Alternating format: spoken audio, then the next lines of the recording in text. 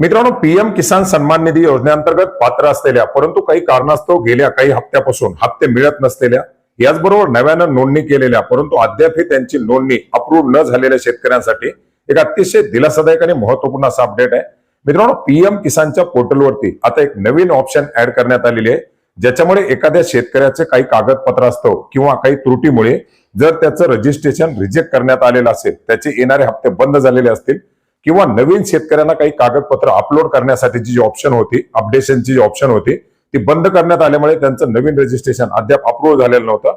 अशा शेतकऱ्यांना आता अपडेट मिसिंग इन्फॉर्मेशन नावाचे एक ऑप्शन देण्यात आलेली आहे, ज्याच्या माध्यमातून शेतकऱ्यांना आपला चुकीचा असलेला डाटा करेक्ट करता येणार आहे.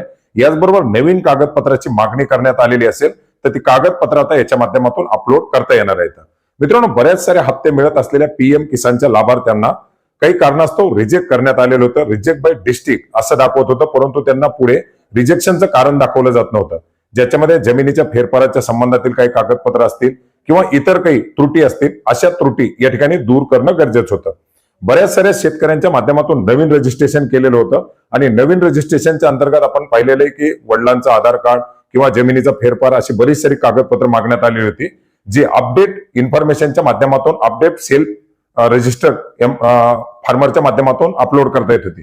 परंतु ऑप्शन गेल्या काही दिवसापासून बंद करण्यात आलेली होती आणि आता पुन्हा एकदा या पोर्टलवरती अपडेट मिसिंग इन्फॉर्मेशन नावानं ही जी बाब आहे, ही जी ऑप्शन आहे ती सुरू करण्यात आलेली आहे. याच्या अंतर्गत शेतकऱ्यांना काय कागदपत्र, नवीन रजिस्ट्रेशन असेल तर त्या शेतकऱ्याला त्याच्या अंतर्गत आपली आवश्यक असलेली कागदपत्र दाखवली जातील आणि जर जुनं रजिस्ट्रेशन असेल, हप्ते मिळत असतील तर त्या शेतकऱ्याची सर्व माहिती घेऊन जी काही दुरुस्त करायची माहिती आहे ती दुरुस्त करायची माहिती याच्यात दाखवलं जाईल आणि एखाद्याचं काहीही करेक्शन नसेल तर याच्यामध्ये कुठल्याही प्रकारचं करेक्शन नाही अशा प्रकारचा त्या ठिकाणी एरर देणार आहे. तर आपलं जर काही करेक्शन बाकी असेल, आपले जर हप्ते बंद झालेले असतील तर याच्या माध्यमातून आपला रजिस्ट्रेशन नंबर टाकून किंवा आपला आधार नंबर टाकून आपण याच्या अंतर्गत पाहू शकता.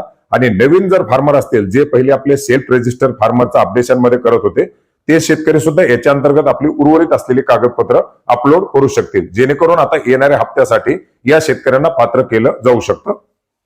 धन्यवाद.